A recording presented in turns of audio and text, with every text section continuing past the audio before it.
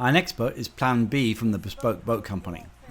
Bespoke have placed their LifePro batteries just inside the cabin, making them easy to access and monitor.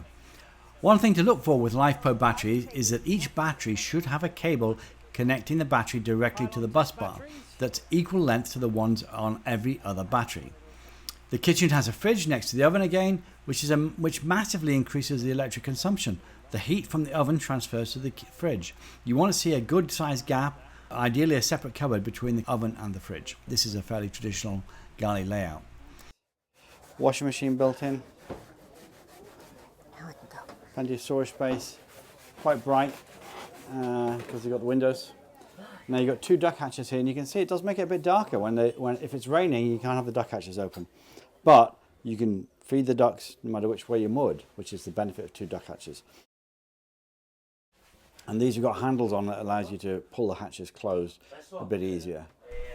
The TV placement is a very personal consideration. Just remember you're sitting pretty close to your TV, so you don't need one that's the same size as the one in your home. And also, if you raise the TV up like this one, you're going to be constantly looking up when you're seated because you're so close to the TV, which means you're likely to get a crick in your neck.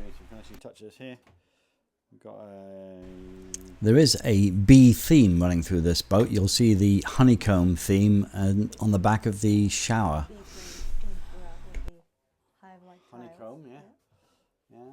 The rest of this boat is fairly standard for a modern build. That is, with the exception of the entrance hatch from the stern. Look how it is when it's open, and it's going to be open quite a bit when you've got a partner going in and out as you're driving along. Slide it, so if you want to go inside, you either duck down or lift this up, and when you're standing back here, now you can't see where you're going. You can see all 18 boats in our Narrowboat Buying Guide, parts 1 and 2 on our YouTube channel. Thanks for watching.